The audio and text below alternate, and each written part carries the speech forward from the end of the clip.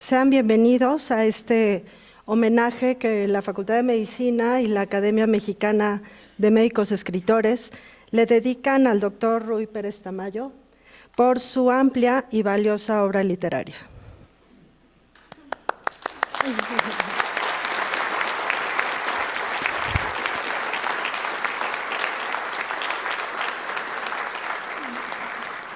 Muchas gracias por aceptar la invitación, doctor Ruy. Nos acompañan el día de hoy en el podium la doctora Irene Durante, secretaria general de la Facultad de Medicina.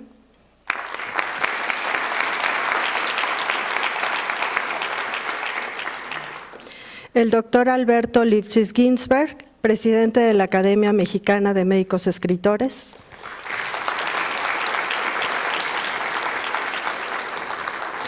El doctor Carlos Viesca, médico, historiador y escritor, actualmente profesor de Historia y Filosofía de la Medicina.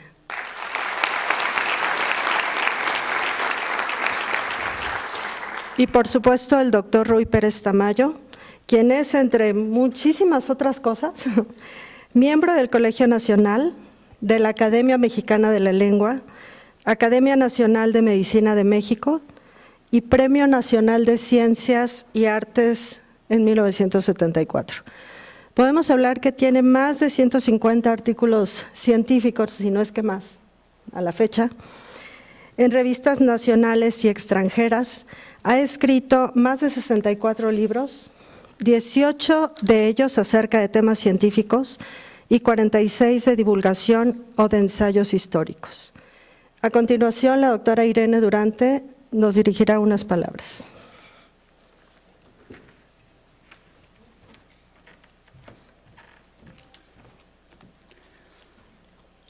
Muy buenos días, y más bien ya tardes, ¿no? Ya son las 12.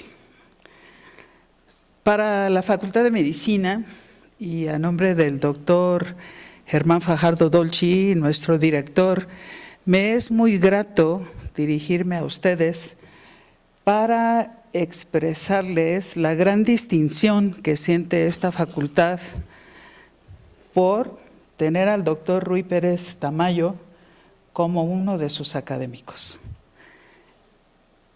El doctor Ruy Pérez Tamayo, como ya se mencionó, es muchas cosas para muchos de nosotros, pero lo que nunca va a dejar de ser es un ejemplo.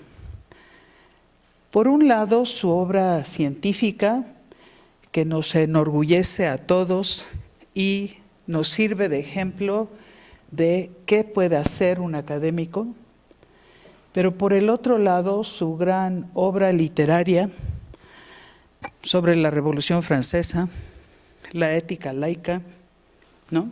Donde él nos expresa la importancia de muchos elementos en nuestra vida, no solo profesional, sino en nuestra vida diaria.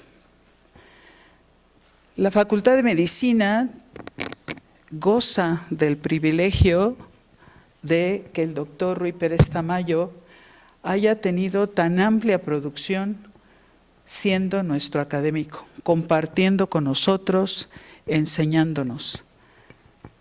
Pero no dejemos de lado que como académico también ha sido profesor de muchísimas generaciones de alumnos de pregrado y posgrado.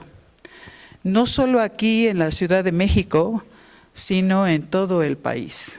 Es ampliamente reconocido. Yo con esto quisiera que nos quedáramos con la idea de que la facultad y la Academia Mexicana de Escritores Médicos nos reunimos el día de hoy para rendir homenaje al doctor Ruy Pérez Tamayo y agradecerle todo lo que ha compartido con nosotros y esperamos más. Muchas gracias.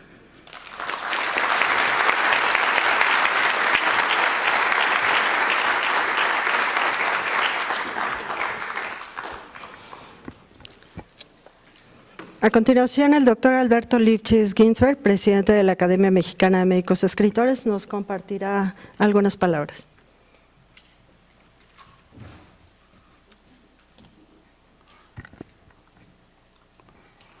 Con el permiso de los integrantes de la mesa de honor, de los distinguidos invitados, querido Ruy,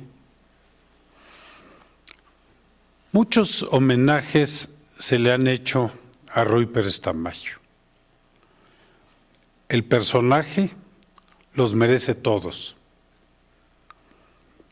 Se le ha reconocido como académico, por ejemplo, es profesor emérito de esta facultad, doctor honoris causa de muchas universidades. Como investigador, Premio Nacional de Ciencias, ya se mencionó. Como profesor, como filósofo, como historiador, como promotor de la ciencia, como divulgador de la ciencia y otros. Pero en esta ocasión nos ha hecho el honor de aceptar que se le rinda un homenaje como escritor. Ruy Pérez Tamayo, escritor. Y es que su obra escrita es no solo generosa, abundante, sino trascendente. Además diría amena, divertida, académica, fascinante. No voy a enumerar todos sus textos, pero abarca fundamentalmente ensayos y algunos cuentos. Él mismo reconoce que la novela y la poesía le cuestan trabajo. Uno de sus amigos, Álvaro Gómez Leal, le diagnosticó una enfermedad incurable, designada en latín como insanable scribendis cacuetes, enfermedad incurable de escritor. No creo haber leído toda su obra, pero sí la mayor parte. Y desde luego que la poseo en mi biblioteca toda, o creo que toda, como un tesoro. Reconozco su influencia en mi forma de pensar y de escribir. Mucha gente se ha dejado seducir por el Pérez Tamayo conferencista. Yo también, pero más por el Pérez Tamayo escritor. Además de sus escritos, las entrevistas que se le han hecho son verdaderamente deliciosas e ilustrativas. Vean si no, la que aparece en la revista de la Facultad de Medicina de hace unos años. Este homenaje, como ya se dijo, es coorganizado por la Academia Mexicana de Médicos Escritores. Esta academia fue creada hace 4 años por Federico Ortiz Quesada y algunos otros escritores. Recién he asumido la presidencia y el primer acto oficial es el de significar a quien representa mejor la profesión de médico escritor en nuestro país.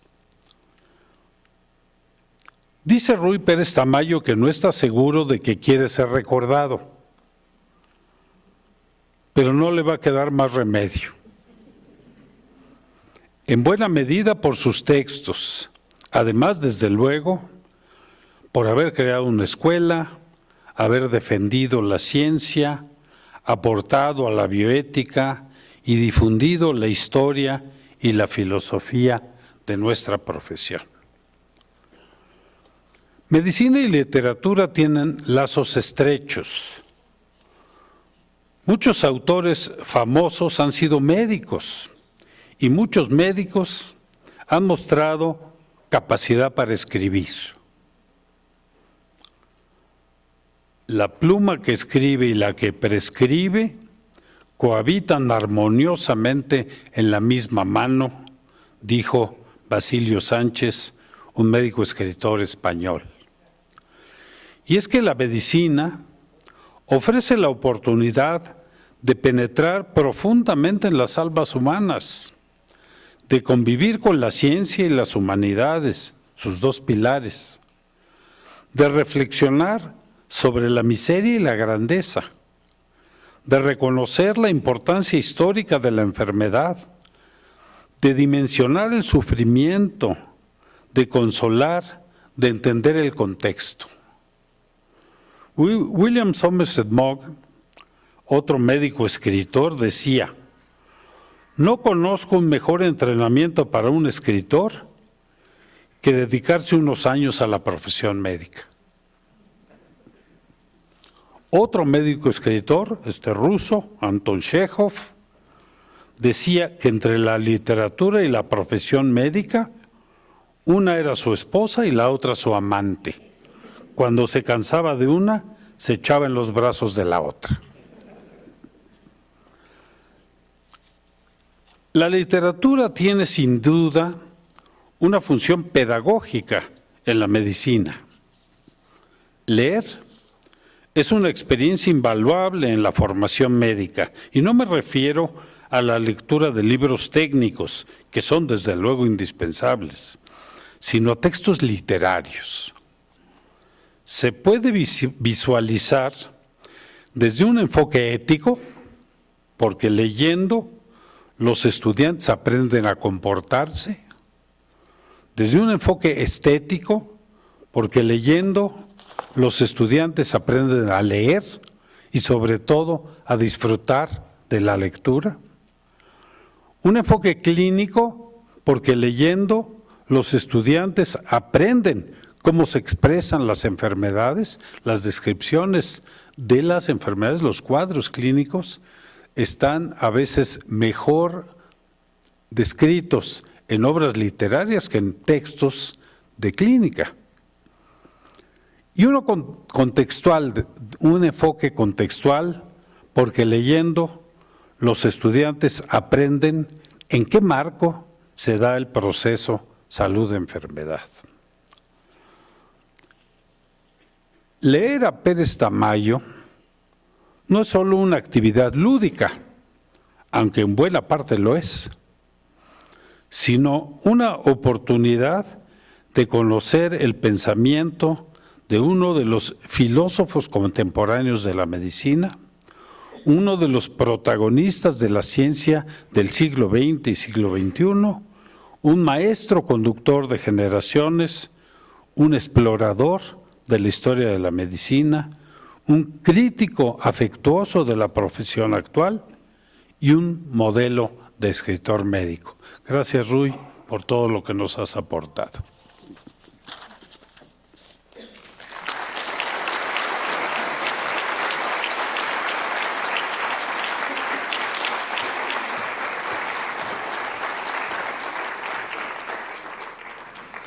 Muchas gracias, doctor Lifchitz. Invitamos ahora al doctor Carlos Viesca a que nos dirija sus palabras. Gracias.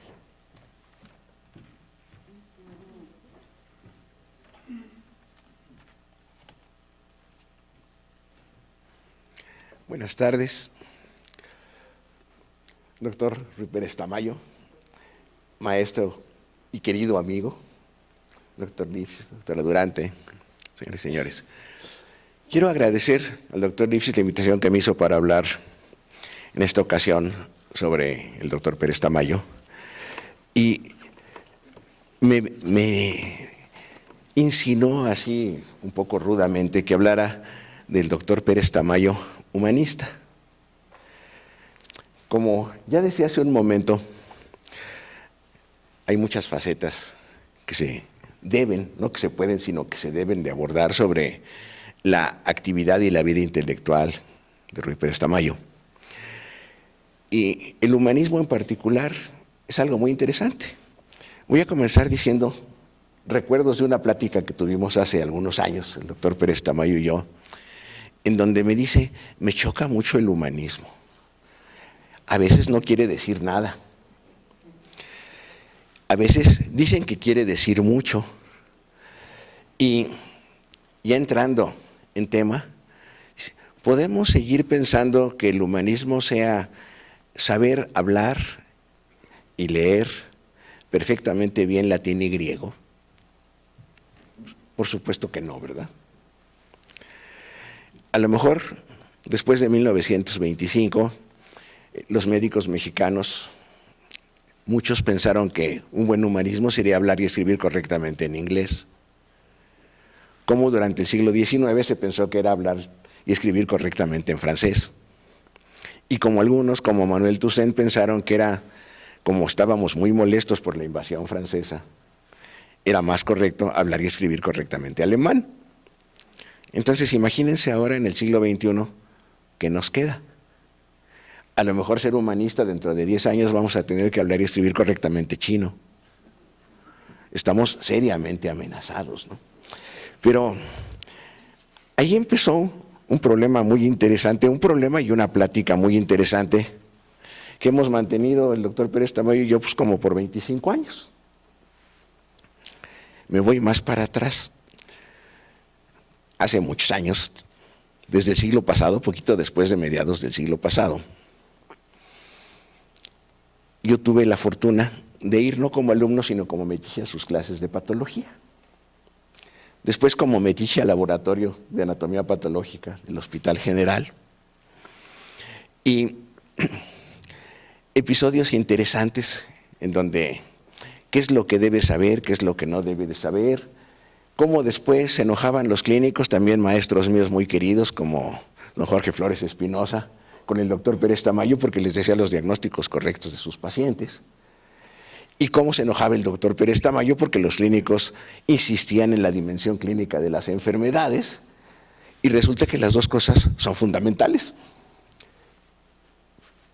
Estos muchos años tienen un intermedio que también voy a ser indiscreto en contarles.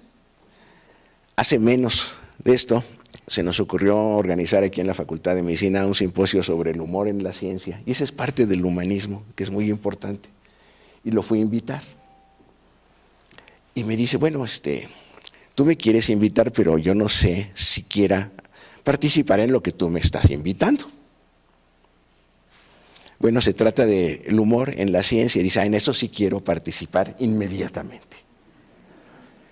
No quiero insistir en que la participación fue brillante, pero esto da una primera dimensión al humanismo que quiero tomar. Un humanismo sin humor, ni en latín, ni en griego, ni en chino, es un humanismo completo.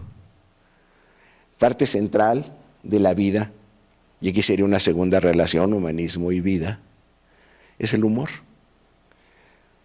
¿Cómo cursamos por esta vida? ¿Cómo caminamos por esta vida? ¿Somos tristes por definición? ¿Somos negativos ante la vida por definición?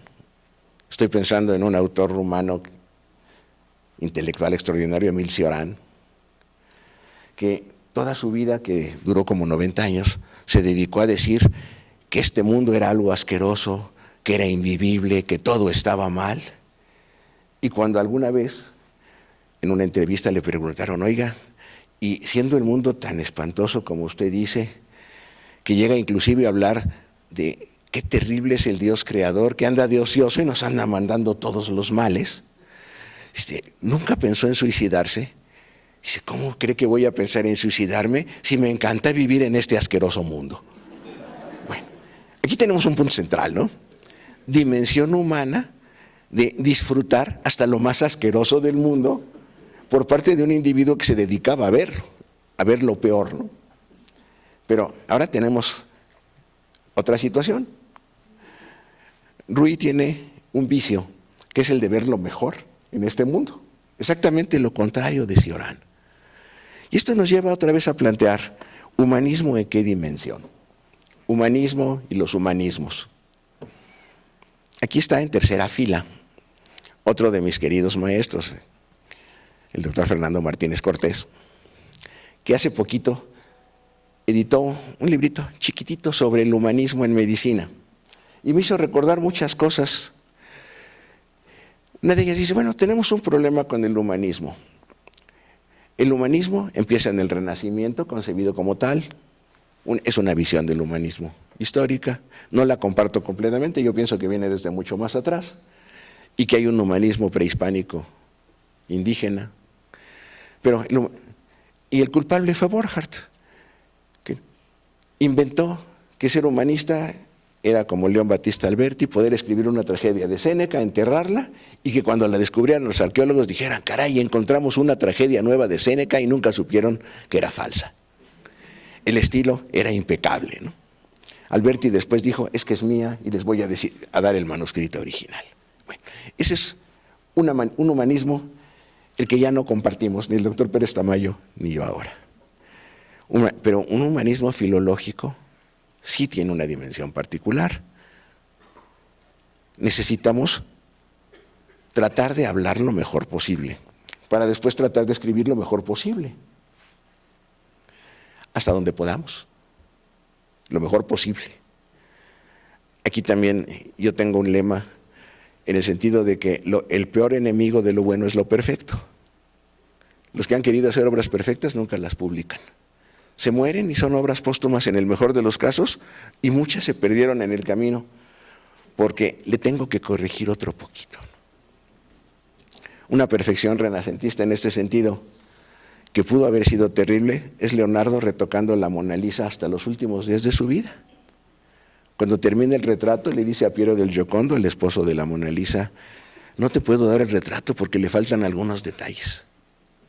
Y pasan años, y Leonardo emigra a Francia, se instala en el castillo de Amboise, y tiene el retrato de la Mona Lisa en su terraza, y todos los días pasa y le da una pinceladita.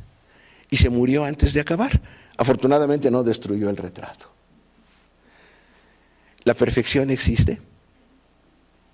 Yo pienso que no. Existe como ideal, no existe como hecho. La tendencia a la perfección es perfecta. Y fíjense qué bonita redundancia, ¿verdad? Pero justamente por eso no nos debemos quedar en ella. Y este es un punto central. El doctor Pérez Tamayo, lo hemos comentado muchas veces platicando, dice, cuando termino un escrito lo termino. Cuando lo veo un mes después digo, qué horrible escribí. Y puedo hacer otro, pero ya no corrijo ese. Esto es muy importante. Voy más allá, pero aquí hablaremos, humanismo significa el compromiso con uno mismo para continuar una obra. No retocar una obra. Y esto lleva a otro punto central que se llama espíritu creativo. Humanismo sin creatividad es un humanismo amputado, es un humanismo incompleto. Ese mismo humanismo filológico nos lleva a otra situación. En el Renacimiento, y esto Burckhardt lo maneja muy bien, y el texto que mencionaba hace un momento lo recalca, hay una dimensión de rescate. Y la pregunta es, ¿qué rescatamos? La segunda pregunta, y ahorita regreso a la primera, es ¿para qué rescatamos? Y el para qué es lo central. ¿Para qué soy médico? ¿Para qué estudio patología? Me estoy poniendo ahorita en los zapatos del doctor Pérez Tamayo. ¿Para qué escribo un libro de patología que a más de medio siglo, ya casi 3/4 de siglo, sigue siendo texto en una cantidad inmensa de universidades, o el núcleo del texto de una cantidad inmensa de universidades? Y después, ¿para qué escribo otras cosas tan ociosas como aspectos de literatura, como aspectos de ética, como aspectos de crítica social, como aspectos de todo lo que se les ocurra? Otro vicio importantísimo que se llama tendencia a la universalidad. Problema muy particular. Recuerdo, yo tenía una vez como 12 años y se me ocurrió preguntarle a don Alfonso Reyes, que era amigo de mi abuelo, oiga, ¿y usted en qué es especialista? Y me dice, nada, pero pretendo ser especialista en universales. Aquí tenemos otro personaje que toda su vida ha pretendido ser especialista en universales, y en esto yo me declaro discípulo de los dos, de don Alfonso Reyes y de Ruy. Dentro de 100 años a lo mejor estaremos platicando aquí en otro homenaje que el doctor Lifshitz le organice al doctor Pérez Tamayo, que hemos hecho en este siguiente siglo, buscando ser especialistas en universales. Especialista en universales es la clave del humanismo también. ¿Cuál es la aspiración del ser humano? Humanismo para el ser humano, humanismo filosófico aquí en este sentido. ¿A qué aspiras? Si pensamos en los humanistas del Renacimiento, Maquiavelo Dice, bueno, ¿qué puedo hacer? La política, con todas sus mugres, con todos sus maravillosos beneficios, con todos los casos específicos, debe convertirse en una obra de arte. Y voy a tratar de educar a un político, el príncipe César Borgia, para que sea un artista en esto. Y fíjense, curiosamente, el reverso de la medalla. Maquiavelo dice, el único error de César Borgia fue en el momento en que en Sinigaglia, en un gran banquete que organiza y elimina a todos sus rivales y enemigos, dejó vivo a un niño de 4 años porque se apiadó de él. Ese fue su único error. Varias décadas después, ese niño fue el que acabó con César Borgia. Dice Maquiavelo, humanismo, perdonar a un niño, no, eso era caridad, no es humanismo. En un político de la dimensión de César Borgia era debilidad. Qué fuerte situación, ¿no? ¿César Borgia era humanista? Yo pienso que no, por más que hizo Maquiavelo. Pero Maquiavelo sí, con todo y los malos consejos que le dio a César Borgia y a otros muchos más, por supuesto. Pero tenemos la otra visión, el humanismo de un Rabelais, médico y escritor, intelectual extraordinario, del que seguramente muchos de los que estamos aquí nos declaramos discípulos a mucha distancia. Plantea que necesitamos exageración de ciertos términos para entender qué somos los seres humanos. Aquí está la otra definición central. Humanismo como búsqueda de una identidad, identidad de humanidad. Y aquí hablaríamos de otra serie de humanismos posibles. Un humanismo científico. La ciencia positivista del siglo XIX es humanista indiscutiblemente, en términos totalmente diferentes que el Renacimiento.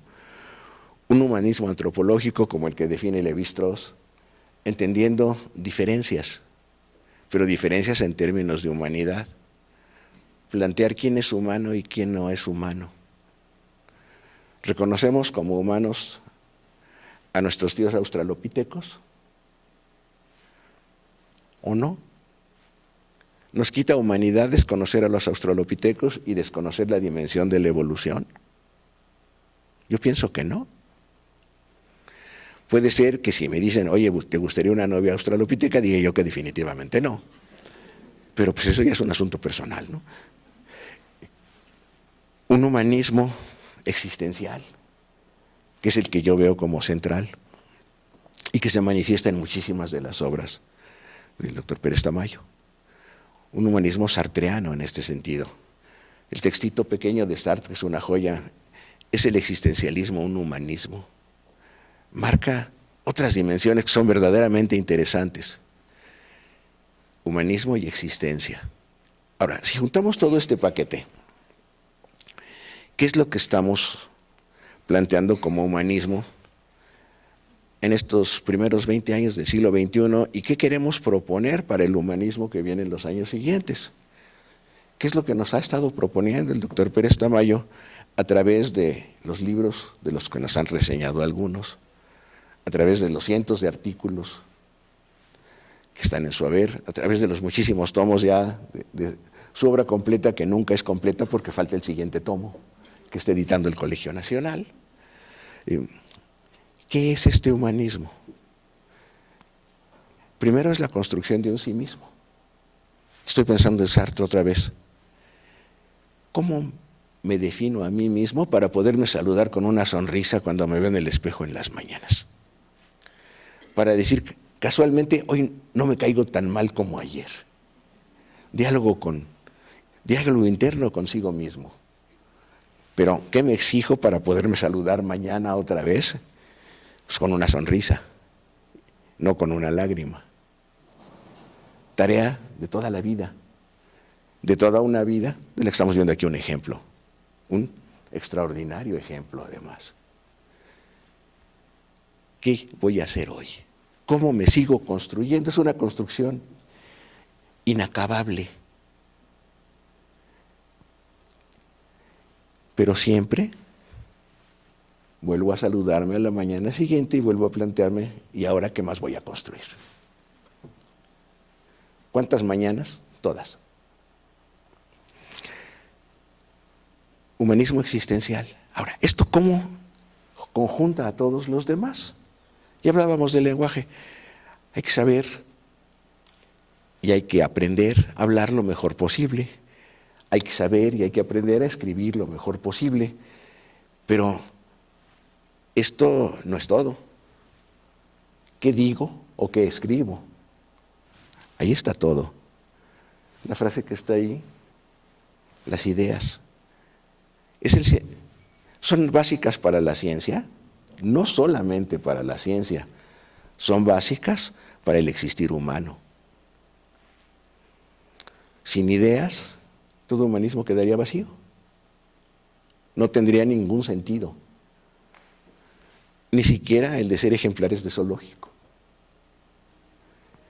Ideas como punto central, ideas en la construcción de un sí mismo, que están expresando las preocupaciones del que las genera, a través de la palabra, a través de la escritura, a través del ejemplo, a través de la sonrisa, a través del humor. Ideas centrales, nucleares. Y aquí iríamos, ¿cuáles son las representaciones del humanismo? Muy incompletas, por supuesto, que vamos encontrando en la cantidad de miles de páginas que nos ha legado el doctor Pérez Tamayo, y que, pues, como dijo el doctor Lipsis, también yo las tengo en mi biblioteca. Tampoco he leído todas porque no he acabado, pero muchas las he leído muchas veces. Esa es otra situación importante. Una primera lectura da una probadita, pero hay que ir más a fondo. Y cada lectura vamos a hacer más preguntas. Construcción del sí mismo significa preguntar, significa una inquietud de cómo ir adelante en esta inacabada construcción del sí mismo. ¿Qué le pregunto a un autor? ¿Qué le pregunto a un texto? ¿Qué me pregunto a mí mismo sobre lo que le estoy preguntando al autor y al texto? ¿Y cómo voy haciendo con todo esto una identidad? Que finalmente es lo que queremos transmitir y es lo que damos. ¿Hasta dónde? Aquí, hasta donde el receptor tome. Hace un momento, había dicho la doctora Durante, el doctor Lipschitz, con el doctor Ruiz Pérez también tenemos un ejemplo. Insisto yo en esto, sí, tenemos un ejemplo. ¿Qué es lo que nos ha dado a lo largo de toda esta obra? Muchas ideas, muchos conocimientos, ciencia dura, en muchos terrenos. La patología de entrada, con un recuerdo otra vez de agradecimiento humanista a su maestro Isaac Costero, que aparece en muchas de sus obras, y a muchos de sus amigos que aparecen en otras muchas de sus obras, como Guido Magno, por ejemplo, como otros grandes patólogos que están presentes. Construir un sí mismo significa también construir un sí mismo a partir de la amistad y del intercambio de pensamientos, de sentimientos, de emociones con los demás. Y se va completando lo que los otros autores, André Lvov, por ejemplo, llaman la estatua interior. Construimos una estatua interior que no es de bronce, que es de ideas. Ahora, ¿cuáles son los temas centrales de este humanismo? Un humanismo científico. La mejor ciencia posible, porque aquí el humanismo científico no se va a expresar en discursos, se va a expresar a través de conocimientos y de aplicación del conocimiento en fines. ¿Conocimiento científico para qué? Para ser utilizado, en el caso de la medicina, en el tratamiento de las enfermedades y de los padecimientos, separando lo que es padecer de lo que es enfermedad. Situación que desde la patología el doctor Pérez Tamayo llega a expresar. Más allá de la patología está el enfermo que padece la patología. Y si no sumamos las dos cosas nos quedamos a mitad. No nos podemos sonreír al día siguiente. Fines entonces, un humanismo científico, el positivismo científico, rigor en la investigación, rigor en la eliminación de los datos que no son, rigor en reconocer los propios errores y construir a través de ellos, porque error en la ciencia no significa lo que significaría un error en la moral, por ejemplo.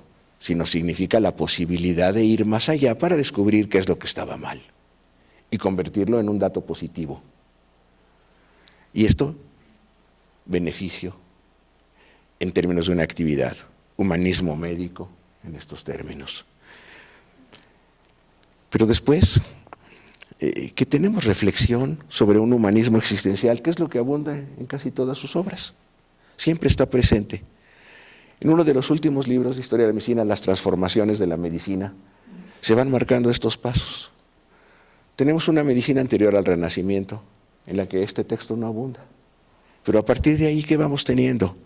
Vamos teniendo revolución científica, vamos teniendo la transformación hacia lo social, y esa otra dimensión, un humanismo social no puede faltar en el siglo XXI. ¿Era Marx un humanista? Por supuesto que sí. ¿Humanista limitado? Por supuesto que sí. Marx a lo mejor no sabía griego, pero no importa, está dando otra dimensión. Humanismo social, en la práctica de la medicina, en la posibilidad de acceso a la atención de la salud, a los beneficios de los nuevos medicamentos, de los nuevos descubrimientos, indiscutible. Pero también tenemos una transformación económica. Y otra vez volvemos a los fines. ¿Existe una economía de la atención de la salud? Sí. ¿Existe una economía en la investigación médica, básica y clínica? Sí. ¿La economía es lo central? No, y aquí se van a enojar todos nuestros políticos economistas, ¿verdad? Es al servicio de. ¿Hay un humanismo económico? Debe haberlo. Y desde lugares tan inocentes como la medicina, como la filosofía, como la ciencia abstracta, debemos recordarles a gentes que viven en el mundo de los callejones, que economía que no está al servicio de los seres humanos, ni siquiera es economía, para acabar pronto. Pugnar por un humanismo económico. Y esto lo encontramos en muchos de los textos del doctor Pérez Tamayo. Y finalmente, humanismo como construcción, ya no de la medicina, sino del médico para plantear una práctica de la investigación médica, de la práctica clínica, de la cirugía, de la salud pública, que realmente tenga la dimensión de fin otra vez. Trabajamos para buscar el beneficio de seres humanos que tienen una necesidad de atención en salud. Una última dimensión existencial que no quiero dejar de mencionar y que está muy presente en la obra del doctor Pérez Tamayo es la presencia de la muerte. Todos los humanos tenemos una enfermedad terminal que adquirimos en el momento de la concepción. ¿Qué significa? Nos vamos a morir. Esa enfermedad terminal se llama la vida. Todo ser que adquiere vida es mortal por necesidad. Entonces, si negamos esta dimensión, estamos jugando a un humanismo a medias, a un humanismo ciego. ¿Qué somos nosotros ante la vida? Seres vivos. ¿Qué somos nosotros ante la muerte? Seres vivos.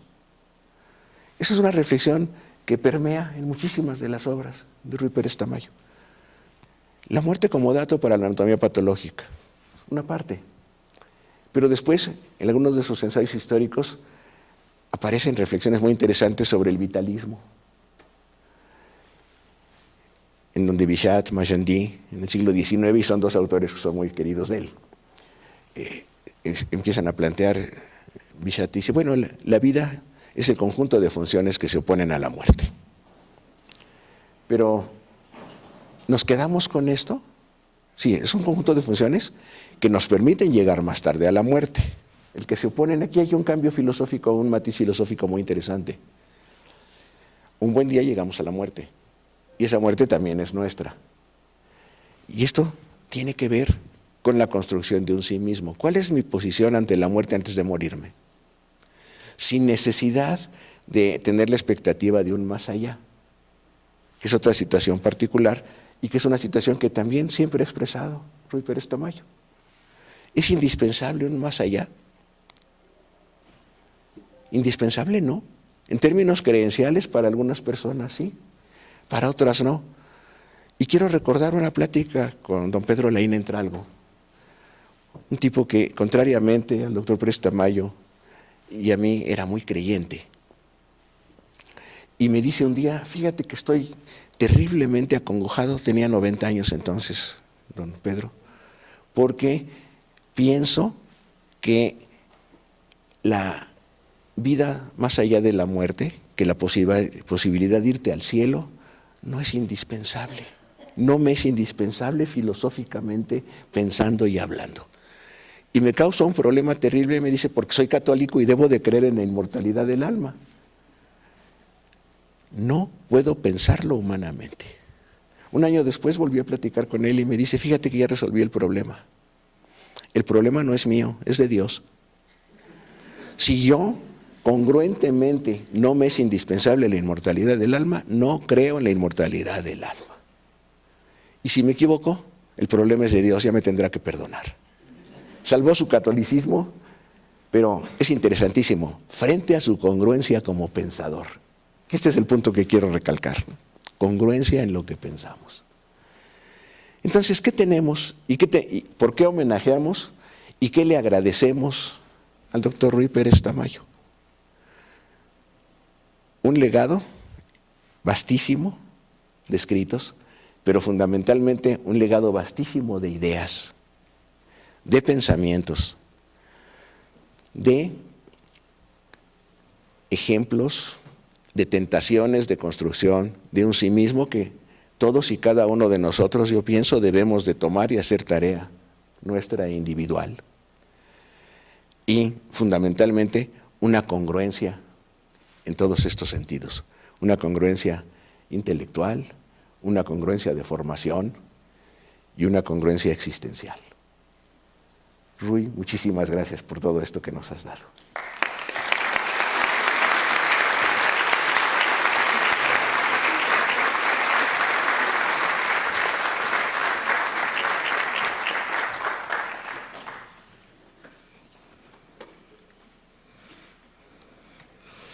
A continuación, por supuesto, el doctor Ruy Pérez Tamayo nos compartirá su mensaje.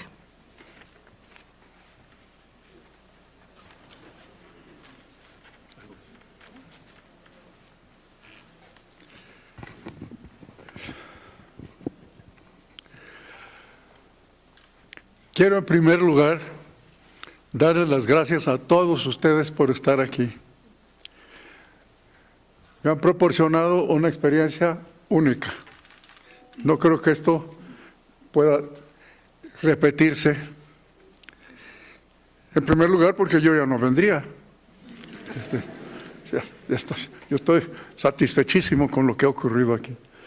Doctora Durante, Alberto, Carlos, muchas gracias por estar aquí. Voy a aclarar dos puntos que han surgido. Yo empecé a dar clases en esta facultad en el año de 1948. Ingresé a la facultad en 1943. El 48 estaba yo en quinto año. Ya era yo profesor ayudante de mi maestro, el doctor Isaac Costero. Y daba yo clases a alumnos de tercer año, estando yo en quinto. De manera que mi antigüedad es mayor de la que parece y de la que generalmente se me atribuye. Soy bastante más viejo como profesor que lo que se dice. Primer punto que quiero aclarar. Segundo, se han mencionado varios números como resumen de los libros que yo he escrito. He oído por ahí 67. Yo contándolos, cuento 87. Esa diferencia en 20 debe de verse a que no veo bien ya. Y entonces a lo mejor estoy contando el mismo libro dos veces. Pero sí son bastantes libros. Y como ha dicho muy bien mis queridos amigos, son de diferentes cosas. Pues sí, pues es que de patología se puede escribir un libro, o 2, pero no 67, ¿verdad? Hay que variarle un poco a la temática. Y pues yo le he variado un poco a la temática. Y lo he disfrutado muchísimo. Y esa es la tercera y última cosa que quiero decir. Aparte de agradecer este extraordinario momento en mi vida, que como digo, no se va a repetir, es decirles que la he pasado muy bien. De todo el tiempo me he divertido mucho. He estado bien contento. Durante muchos años me acompañó mi esposa. Fuimos novios desde que éramos estudiantes en esta facultad. No en esta, no había esta facultad. Esto fue en 1943, imagínense. Después nos recibimos y procedimos a casarnos y empezamos a trabajar juntos. Y trabajamos juntos toda nuestra vida, en que ella me acompañó durante 58 años. Esa fue quizá la experiencia más absolutamente maravillosa que yo puedo recordar de toda mi vida de universitario. Otra vez, muchas gracias a todos por estar aquí. Son ustedes mi mejor recuerdo. Gracias.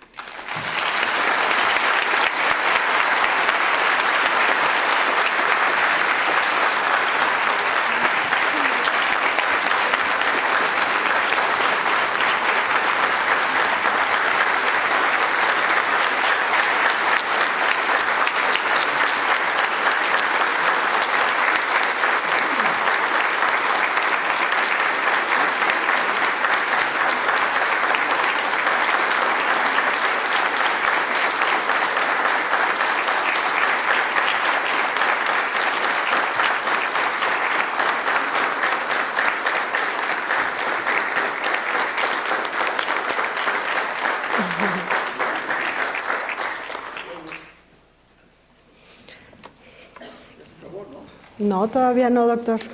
Un pequeño reconocimiento de parte de la Facultad de Medicina y de la Academia Mexicana de Médicos Escritores por su trayectoria como escritor en Latinoamérica.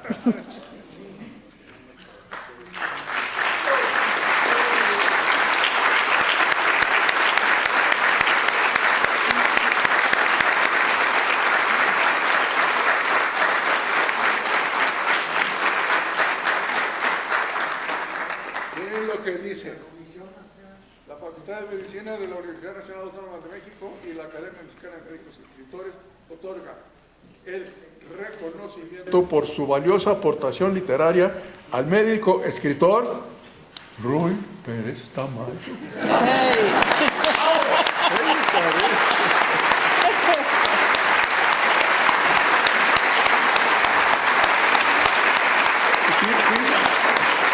Firman el señor director, don Germán Fajardo Dolci, que aunque no pudo estar presente, sí lo está conmigo, porque me lo dijo que iba a estar aquí. Y Alberto Dolishitz, nuestro nuevo presidente de la Asociación de Médicos Escritores.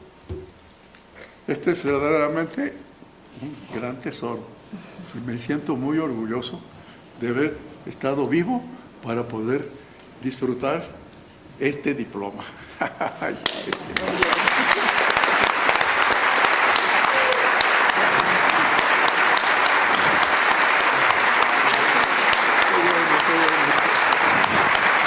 Doctor, si nos hace el favor de obsequiar uno de sus libros a nuestros estudiantes. Si quiere, doctor. Obsequiar un libro. Le vamos a obsequiar un libro a un estudiante desconocido. ¿No es algo así? Sí. Que conste, no sé quién es.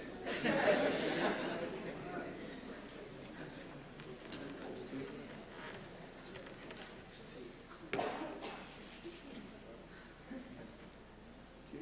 Álvarez Manilla.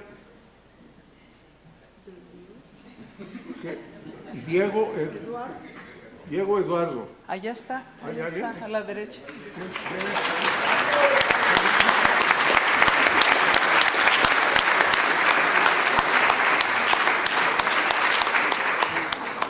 Ah, yo hubiera preferido que fuera una muchacha.